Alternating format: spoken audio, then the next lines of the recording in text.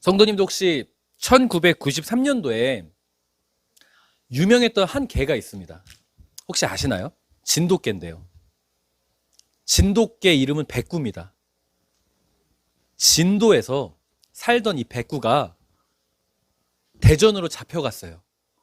대전으로 잡혀갔는데 목줄을 끊고 탈출을 해서 다시 해남을 거쳐 진도로 돌아왔던 이 백구에 대한 이야기 혹시 기억하십니까? 이제 저 하늘나라로 가신 그 백구께서 제가 그때 당시에 굉장히 어린 나이였죠. 초등학생이었는데 너무나 충격을 받았어요. 세상에 이게 가능하단 말이야? 사람도 아니고 개가 어떻게 대전에서 진도까지 갈 수 있었을까?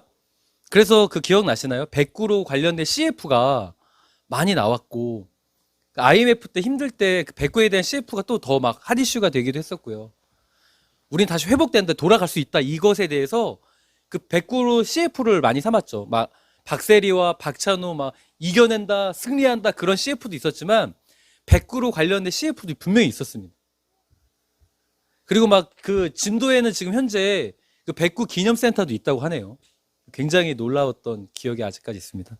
우리 성도님들 다 기억나시죠? 백구는 다 기억하실 줄 압니다. 제가 왜 이야기를 드리냐면 요새 자꾸 백구 생각이 나요. 전 백구를 본 적도 없거든요, 실제로. 그런데 그 CF의 한 장면, 그 CF가 있었잖아요, 백구로 관련된.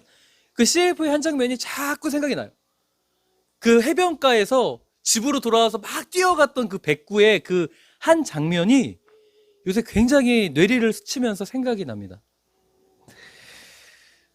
제가 이런 생각을 왜 하게 되었냐면 저에게 그 어린 시절에 백구는 굉장히 충격적이었기 때문이에요. 왜 충격적이었냐면 아무리 멀리 갔어도 도저히 돌아오지 못할 거리까지 갔다 해도 돌아갔다라는 게 저에게 충격이었습니다. 그리고 요새 자꾸 그 백구 생각이 나는 이유가 뭐냐면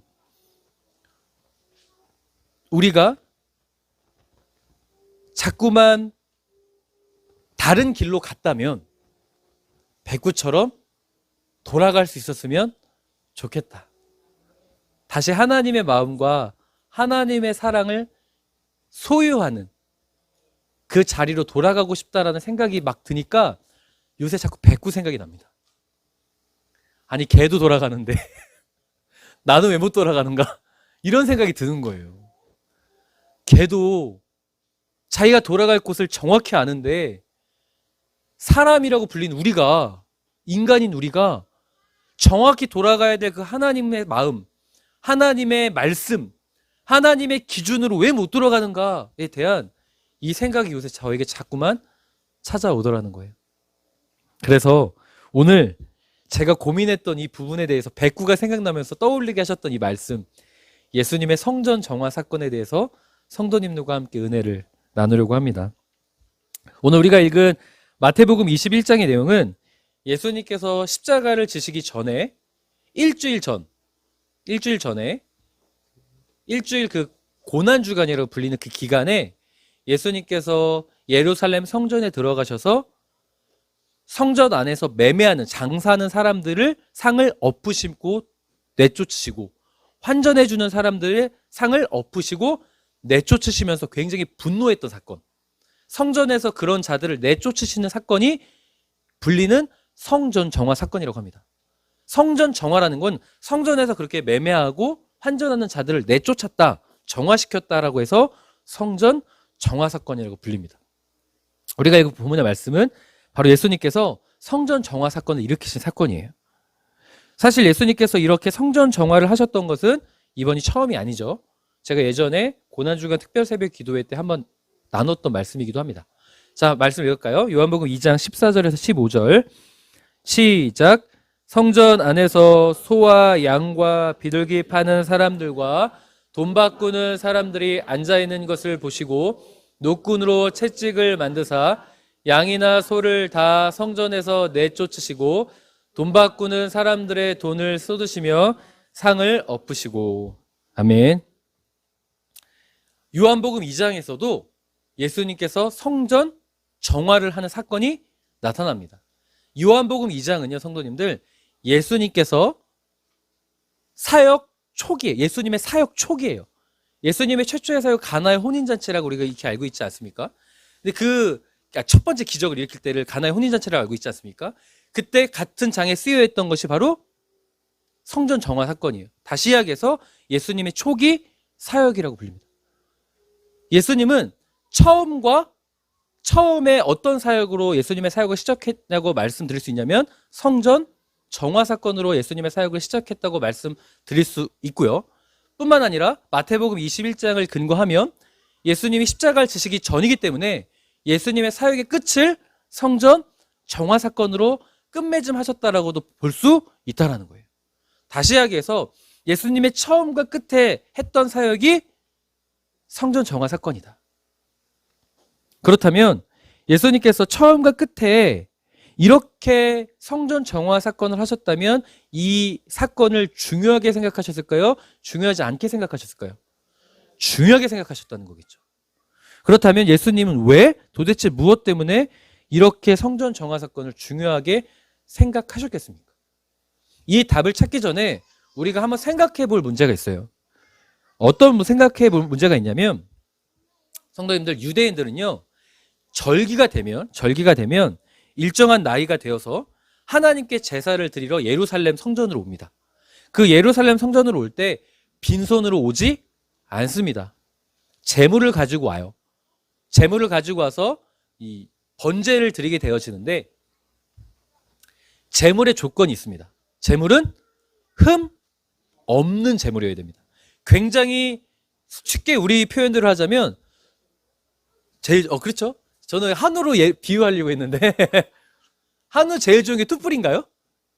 맞나요? 이거 우리 김상혜 집사님이 끄덕해 주셔가지고 뚝불입니다. 뚝불을 갖고 와야 되는 거예요. 네? 그냥 수입상 갖고 오면 안 되는 거예요. 가져올 때 한우 뚝플러스를 갖고 와야 제대로 된 제물이다 라고 말할 수 있는 거죠. 그것처럼 제대로 된 흠없는 제물을 가져와야 되는데 문제가 있습니다. 예루살렘 성전은 어디 있어요? 예루살렘에 있죠. 근데 이스라엘 사람들은 예루살렘에만 살지 않습니다. 각기 지방에 있겠죠. 예를 들어서 부산 사는 사람이 서울 오는데 흠없는 재물을 갖고 와야 돼요. 근데 가지고 오다 보면 짐승이 스트레스를 받을 확률이 높습니까? 적습니까? 많겠죠. 그렇게 되면은 그 피가 응고가 되기도 하고 스트레스 받아서 다시 이야기해서 그 흠없는 재물을 처음엔 선택을 해서 가져온다 할지라도 이동하는 과정에서 그 재물이 흠없는 재물이 되지 않을 확률이 굉장히 높습니다. 동의하시나요? 더욱이 그 당시 유대인들은 성전세를 내야 했습니다. 성전세를 내야 했는데요. 그 당시 이스라엘은 로마 식민지였죠. 로마 식민지에는 로마 화폐가 사용됐습니다. 로마 동전이 사용됐어요. 이스라엘에서도. 그러나 성전에서만큼은 로마의 화폐를 거부합니다. 그러니까 내가 가지고 주머니에 있는 돈은 뭐예요? 로마 돈이에요. 근데 성전에 왔는데 이거 못 내잖아요. 그러니까 환전을 할 수밖에 없는 상황인 거예요. 쉽게 얘기해서. 성전에서는 이스라엘 성전에서만 통용되는 성전 동전을 받는 거예요. 근데 그걸 어디서 구해? 거기서밖에 못 구해요. 자, 그런 관점에서 보자면 이 상황을 파악한 장사꾼들이 성전에 들어가서 장사할 수 있는, 장사해야겠다는 판단이 들겠죠. 사업가들은 이거 딱 좋은 찬스다 할 수 있잖아요. 그래서 가서 어떻게 합니까? 멀리서 못 가져오니까 흠없는 재물을 미리 준비시켜 놓는 거예요. 예루살렘에서. 이걸 구매하시오. 그리고 어차피 로마 돈이니까 내가 환전을 해주겠소. 환전을 해주고 환전 수수료를 챙기는 거예요. 물론 성도님들, 레위기법에 의하면 성전은 굉장히 거룩한 곳입니다. 거룩한 곳이기 때문에 그 어떤 매매 행위를 할 수 없어요. 그럼에도 불구하고 제사장들이 그것을 왜 허용해 줬겠습니까? 제사장들이 바보입니까? 제사장들이 법을 몰랐기 때문에 그렇게 했겠습니까? 레위기법이 상충된다 할지라도 그 시대적 상황을 따라 고려했을 때 그 사람들이 흠없는 재물을 가져오기가 생각보다 쉽지 않고, 더욱이 로마의 돈이기 때문에 환전을 당연히 해야 되는 상황이기 때문에 그 사람들을 끌어들여서 이들이 예배를 원활하게 하도록 도왔던 거예요. 도왔던 거예요. 제대로 된 예배를 하게끔 도왔던 거예요. 물론 레위기법에 의하면 거룩성과 거리가 멀기 때문에 상충될 수 있지만 그 시대적 정황을 고려했을 때 그들의 예배를 돕기 위한 결정이었다는 거죠. 제가 생각해보면 문제가 있다고 했잖아요. 예수님께서 다 내쫓으시는데 이거 제사장들도 바보가 아닌 이상 그런 예배자들을 돕고자 받아들였던 건 말이죠. 그럼 예수님이 바보입니까? 예수님 이거 몰랐을까요? 예수님이 이런 상황을 몰랐을까요? 아셨을까요? 아시죠? 예수님도 유대인인데요. 이런 상황을 모르실 리가 없어요. 그 당시 로마 식민지 안에서 사셨던 분이에요, 예수님이. 그렇다면 이것을 모르실 리 없는 예수님께서 그럼에도 불구하고 왜 내쫓으셨겠습니까? 이걸 우리가 볼 줄 알아야 됩니다. 그냥 단순하게 성전은 거룩한 곳인데 여기서 거룩한 행위를 안 해서 내쫓았다, 이렇게 단순히 볼 문제가 결코 아니라는 거예요. 예수님은 이들이 여기서 매매하는 행위 때문에 분노하신 것이 아니라는 거예요. 예수님도 제사장들이 허용해주는 그것을 이해하셨어요. 뿐만 아니라 그들의 행위가 거룩성과 거리가 멀지만 그래도 예배를 돕는 행위라면 인정하셨어요.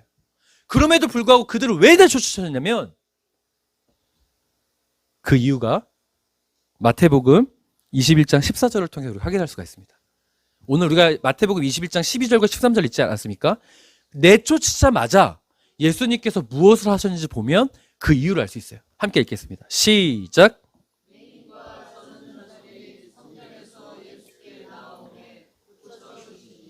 아멘. 예수님께서 맹인과 전원자들을 고쳐주셨습니다. 성전에서. 이게 무엇 때문에 예수님께서 곧바로 이런 행동을 하셨을까요? 성전에 있는 성도님들, 넓은 광장이 있습니다. 약 4만 평 정도 된다고 해요. 예전에는 그 4만 평 정도 되는 이방인의 뜰이 있습니다. 이방인의 뜰이 있어요. 그곳에서 이제 광장에서 매매를 하는 거예요. 그런데 이 이방인의 뜰에 또 못 들어오는 사람들이 있었습니다. 누군지 아십니까? 자, 레위기 21장 17절 함께 읽겠습니다. 시작. 아론에게 말하여 이르라. 누구든지 너의 자손 중 대대로 육체에 흠이 있는 자는 그 하나님의 음식을 드리려고 가까이 오지 못할 것이니. 아멘. 레위기 율법에 의하면 육체에 흠이 있는 자는 성전의 광장에도 들어갈 수 있다, 없다? 없다. 내가 다리를 절거나 어디를 피를 지금 현재 조금이라도 피를 흘리면 성전에 못 들어가요. 그런데 예수님께서 마태복음 20장 14절에 누구를 고쳐주셨어요? 맹인이나 전원자. 이 사람들이 누구겠습니까?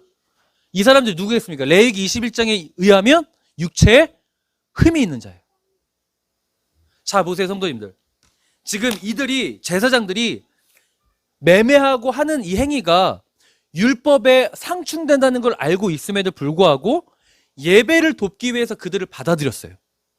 그렇죠? 그럼 예수님께서 무엇을 지적하고 싶은 거냐면, 너희들이 정말 그 예배의 관점에서 그들을 받아들였다면 누구까지 받아들여야 한다는 거예요? 맹인과 전원자들도 받아들여야 한다는 거예요. 너희들이 이 율법에 상충됨에도 불구하고 그것들을 허용했다면 너희들이 왜 누구는 되고 누구는 되지 않는다라는 너의 기준을 내세웠냐? 이거 잘 보세요. 성도님들, 법을 내가 상충하고 내가 법을 해석하지만 이 해석을 할 때 어떤 해석을 하냐면, 흠이 있는 자는 내가 섬겨야 되잖아요. 매매하는 자들은 내가 섬길 필요가 없어요. 오히려 그들이 나에게 수수료를 줍니다. 나에게 편리를 제공하는 자는 받아들여요. 법을 어겨도. 그런데 내가 섬겨야 되고 내가 불편하면 법을 어겨도 법을 어기지도 않아. 그대로 법을 지켜요.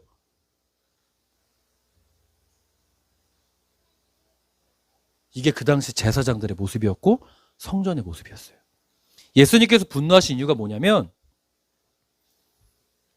만약에 교회의 성전의 역할이 정말 예배자, 공동체를 생각하는 것이라면, 그렇다면 이 은혜가 필요한 자들도 데리고 들어와서 섬기는 것이 맞다라고 가르치시는 거예요.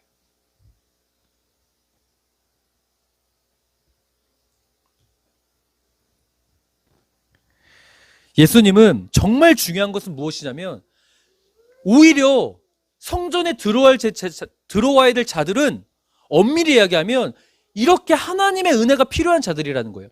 자, 보세요, 성도님들. 이 사람들은 못 들어왔어요. 이 사람들은 못 들어와서 맨날 어디에 있었는 줄 아십니까? 육체 흠이 있는 자들은 어디 있었는 줄 아세요? 사도행전 3장을 생각해 보세요. 금과 은 나 없어도 내가 있는 건 내게 주니 곧 나사렛 예수 이름으로 일어나 걸으라. 이 찬양 있지 않습니까? 이 찬양을 이 찬양을 할 때 어떤 내용이에요? 베드로와 요한이 제9시에 성전에 올라갈 때에 사도행전 3장에 누구를 만납니까? 성전에 어려서부터 앉은뱅이였던 구걸하는 거지를 만납니다. 성전에 못 들어가요. 성전 문 밖에서 귓돈냥이라도 하나님의 말씀을 들으려고 성전 미문에 이르고 있어요. 그러니까 그때 베드로가 뭐라고 합니까? 나사렛 예수의 이름으로, 내가 금과 은은 없지만 나사렛 예수의 이름으로 일어나 걸으라고 하죠. 베드로도 이 예수님의 마음을 안 거예요. 충격을 받은 거예요. 그에게 은혜가 필요한 자에게 본인도 성전에 들어가야 되지만 그게 중요한 게 아니라 이에게 지금 예수 그리스도가 필요하다는 것을 바로 선포하고 있는 거예요. 육체의 흠이 있으니까 못 들어갔어요. 사도행전에서도.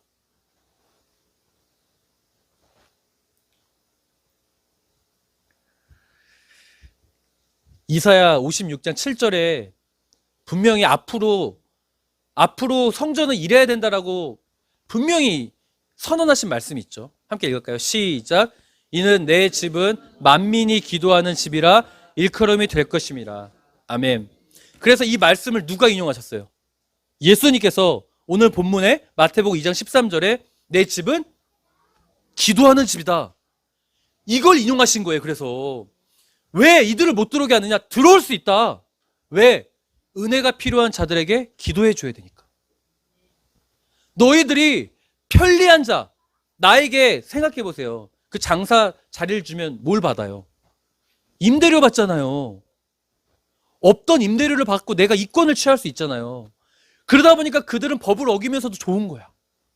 그런데 이 육체 흠이 있는 자들은 생각해 보세요. 다리 못 걸어요. 그럼 어떻게 해줘야 돼요? 업어줘야 되잖아요. 들어줘야 되잖아요. 이상한 행동해요. 그럼 어떻게 해줘야 돼요? 참아줘야 되잖아요. 억울할 수도 있잖아요. 그러니까 안 받아주는 거예요. 그래서 예수님께서 뭐라고 말씀하세요? 이사야에 있었던 그 말씀처럼 하나님의 성전은 모두가 들어와 기도할 수 있는 공간이 되어야 한다라고 말씀하시는 겁니다. 그래서 예수님께서 몸소 보여주시는 거예요. 분노하시면서 누구는 되고 누구는 안 되냐. 그들을 향하여 몸소 보여주시는 거예요. 나가서서 그들을 위해서 치료해 주시는 겁니다. 왜요? 성전은 만민이 기도하는 집이니까. 그런데 성도님들, 자 보세요. 이 사건이 몇 번 있었다고 했어요? 성전 정화 사건이 몇 번 있었다고 했어요? 2번 있었습니다. 자, 예수님께서 이 말씀을 똑같이 하셨어요. 요한복음에. 그런데 그들이 어떻게 했어요? 처음에 나갔어요. 제사장들도 다 내쫓았다고요. 그리고 그들을 처음에 받아들였어요. 처음엔. 근데 3년 뒤에 어떻게 됐습니까? 그들은 또 성전 밖에 있고 매매하는 자들은 또 안에 있어요.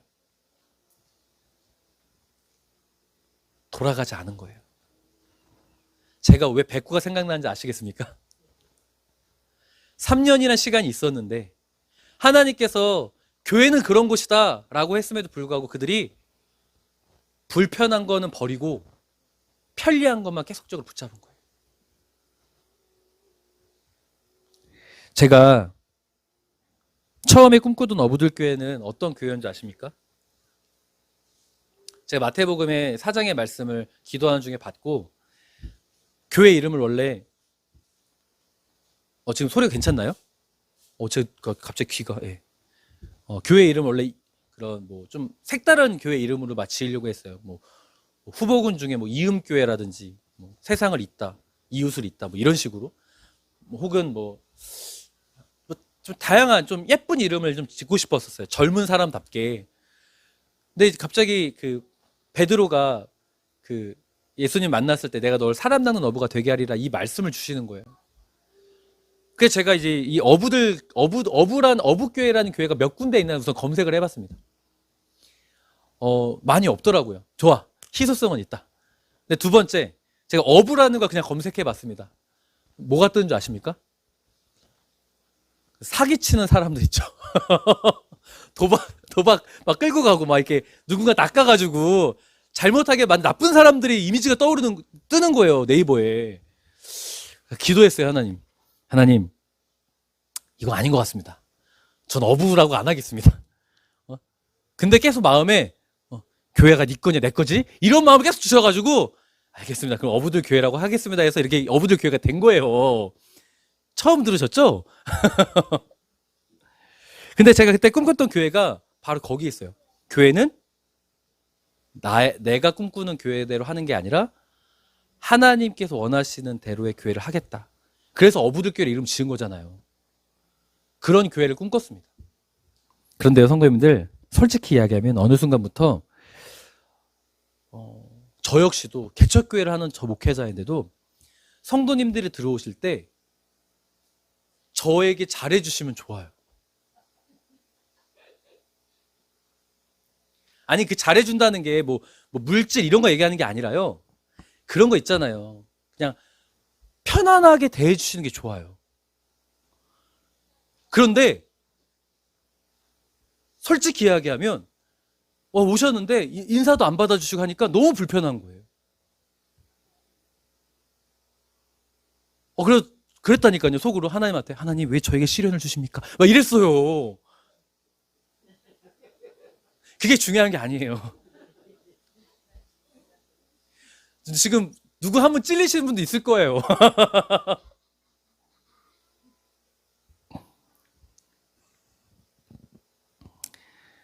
다시 이야기해서 어느 순간부터 그냥 편안하게 공동체를 만들어가고 싶다라는 생각이 굉장히 지배적이었어요. 제 기준에 편안한 사람들이 오는 것이 부흥이라고 생각했어요. 근데 최근에 우리 성도님들 이제 다 아시겠지만 수련회 때 이 사건도 있었고 최근에 이런 상황들이 일어나는 걸 보면서 제가 회개했습니다. 나에게 불편함을 준다고 해서 내가 그들을 거부할 것인가? 교회가 누구 거예요?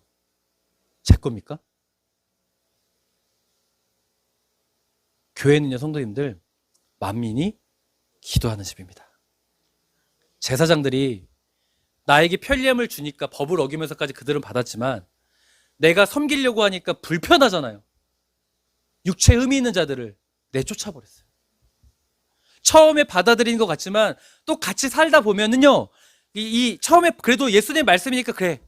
제가 오늘 설교하면요, 성도님들도 아마 동의하신 분들도 있을 수 있어요. 그래, 하나님께서 이렇게 말씀하시니까 받아들여보자. 그런데요, 또 같이 살다 보면 불편을 겪을 수 있다니까요? 그럼 3년 뒤에 어떻게 될까요? 우리 어부들끼리 어떻게 될까요? 할렐루야. 저는 만민이 기도하는 집이 되어 있길 바랍니다. 예수님께서 우리 교회를 보면서 이 교회는 정화시켜야 되는 교회라고 말씀하시기 전에 우리가 백구가 되었으면 좋겠어요. 예수님, 우리가 꿈꿨던 우리 어부들 교회는 하나님이 주인 되시는 교회거든요. 그렇다면 우리 성도님들도 하나님이 주인 되시는 성도님이 되셨으면 좋겠습니다. 그래서 우리가 백구가 되어서 대전까지 갔잖아요. 불편함을 가지고 있잖아요. 하나님, 돌아가겠습니다. 하나님의 마음이 있는 그곳으로 내가 그 자리를 지키겠습니다라고 결단할 수 있는 우리가 되었으면 참으로 좋겠어요. 그런데 성도님, 이건요, 단순히 지금 우리가 최근에 이런 현상이 있기 때문에 교회에게만 적용하는 것 같지만 우리 교회에게만 적용하는 것은 결코 아닙니다. 왜냐하면 고린도전서 3장 9절 함께 읽겠습니다. 시작.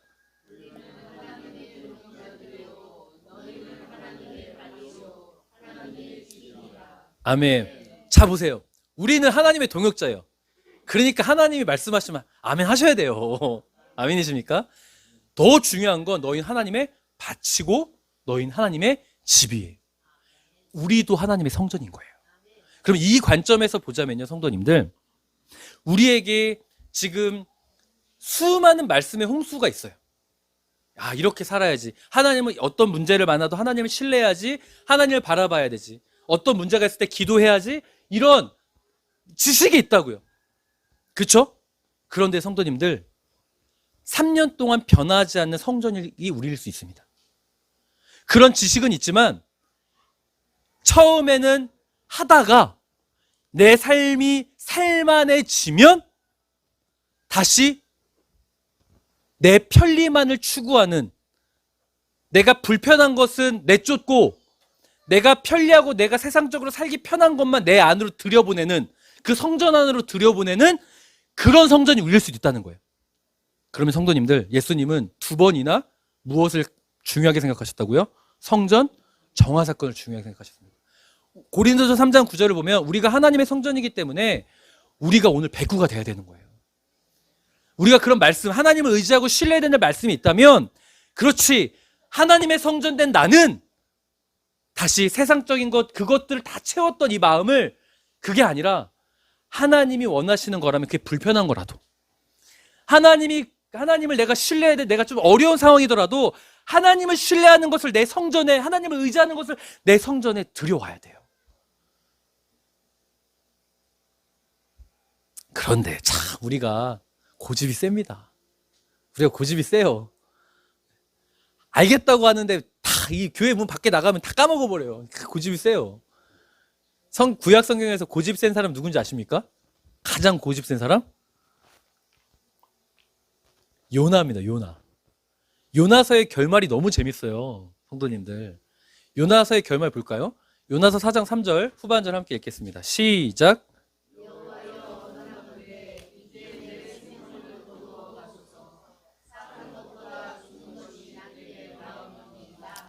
아멘. 요나가요, 우리가 잘 알고 있잖아요. 요나가 하나님의 명령을 받습니다. 니느웨로 가서 하나님의 심판을 전해라. 근데 요나가 그 말씀에 순종합니까? 안 합니까? 안 해요. 왜 안 해요? 니느웨 사람들이 너무 싫은 거예요. 같이 상종도 하기 싫어. 너무 요나 표현대로 할게요. 너무 싸가지 없고 너무 재수 없는 거예요. 니느웨 사람들이 하는 짓만 보면 그냥 아주 그냥 악한 존재가 니느웨 사람들인 거예요. 심판을 말하기도 싫어. 그래서 어디로 갑니까? 다시스로 가는 배를 타요. 가다가 풍랑을 만나서 어떻게 돼? 결국에는 요나가 물고기 밥이 됩니다. 물고기 밥이 된 상태에서 하나님께 회개하죠. 하나님, 내가 뭔데 니느웨 사람들을 평가하고 하나님의 명령을 하나님의 마음을 내가 뭔데 판단합니까? 회개해요. 그랬더니 하나님께서 물고기가 우엑해서 토해내게 하시죠. 그래서 요나가 그 하나님의 마음을 갖고 어디로 갑니까? 니느웨로 갑니다. 니느웨로 갔어요. 그래서 거기 가서 하나님의 심판을 선포해요. 그래도 요나가 타협한 게 뭐냐면, 하나님의 말씀 선포했으니까, 니느웨 사람들은 심판을 선포했으니까 다 멸망당할 걸 기대하고 갔어요. 그런데 니느웨 사람들이 멸망당합니까? 하나님이 뜻을 돌이키세요. 야, 내가 저들을 사랑한다. 내가 저들을 용서해줘야 되겠대요. 요나가 뚜껑이 열려버려요. 뚜껑이 열려서 뭐라고 얘기하냐면 이 말을 하는 거예요. 하나님, 나 원하는데 나 죽여주세요. 이게 장난하십니까, 하나님? 너무한 거 아닙니까? 그래도 내가 지금 이 정도 이해하고 와갖고 했는데 하나님 너무한 거 아닙니까? 그 다음부터 4장의 내용이 뭔지 아십니까? 하나님이 요나를 설득합니다. 요나야, 야, 이거 박넝쿨을 해도 안 가려주고, 야, 네가 뭘 안다고 그러냐, 내 사랑을 네가 어떻게 이해하냐, 막 이러면서 요나를 막 설득해요. 요나가 끝까지 요나서 끝까지 요나가 뭐라고 하는지 아십니까? 어쩌라고요 하나님이라고. 그게 끝이에요. 요나서 그러고 끝나요. 왜 이런 결말이 나왔을까요? 요나는요 바로 우리라는 거예요. 진짜 고집세거든요. 하나님 말씀 받아들이고 처음에 하겠다요. 그런데 내가 원하는 대로 되지 않잖아요? 그러면 하나님이고 뭐 그냥 불평하고 그냥 아니 배째라고 하고 이게 우리라고요. 근데 하나님은요 그런 우리라도 계속 불평하는데 듣고 있다는 거예요. 뭔지 아세요? 돌아올 때 기다리고 있다는 거예요. 그게 요나서의 결말입니다. 우리가 그런 존재, 우리도 이렇게 기다려주시는데 하나님은 우리 같은 존재도 이렇게 성질 고약한 우리도 기다려주시는데 나뿐 아니라 옆 사람 보세요. 다 기다려주시는 분들이에요. 또 우리 교회에 오신 분들, 불편할 수 있는 분들도 다 하나님이 사랑하시는 분들입니다. 그럼 우리는 하나님의 동역자 된 우리는 이렇게 나를 기다려주신 이 은혜를 기억하면서 요나서의 은혜를 기억하면서 우리는 그들을 위해서 기도해야 되는 겁니다. 아멘이십니까? 예수님은 성전 정화 사건을 통하여서 하나님의 성전이 어떠한 성전이 되어야 하는지를 가르쳐 주시는 거예요. 동시에 하나님의 성전이라 불리는 우리의 인생도 어떠한 인생이 되어야 하는지를 가르쳐 주시기 위하여 성전 정화 사건을 일으키신 겁니다. 교회 공동체는요, 하나님의 은혜가 필요한 이들과 함께 한다는 것을 가르쳐 주시는 거예요. 내 기준으로 그들을 판단하거나 정죄할 것이 아니라 그들에게 하나님의 은혜가 필요하면 하나님이 요나처럼 우리를 보듯이 그들을 향하여 기다려주는 결말을 가지라는 거예요. 기다려주는 결말을 가지고 그들을 위해 기도해 주는 것이 교회가 해야 될 것이며, 하나님의 성전된 우리는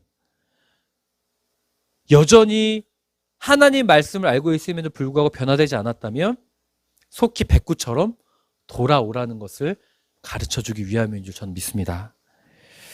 백구가 돌아왔을 때 CF 찍었어요.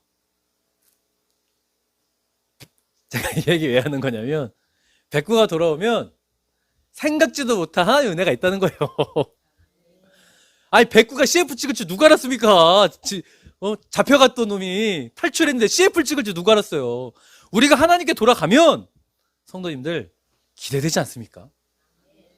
우리가 처음 꿈꿨던 어부들 교회로 돌아가면 그 변화되지 않을 분들, 그 은혜가 필요한 분들, 우리 교회가 어떻게 사용될지 기대되지 않으십니까? 제가 어제 그 구리지방에 제일 큰 목사님을 만났더니 저한테 묻더라고요. 성도 몇 명 모이냐 그래서 이제 얼추 30명 모입니다 했더니, 야, 개척을 할 때 30명 정도 찍으면 중요한 게 있다. 50명으로 가는데 성전 건축해라 이러시는 거예요. 그래서 저 돈 없습니다 이랬어요. 그랬더니 뭘 하시냐면 저기 15평 그 자기네 그 땅이 있대요. 거기서 가장 작은 교회를 지으래요. 싸게 파신다고. 그래서 네 알겠습니다 하고 나왔어요.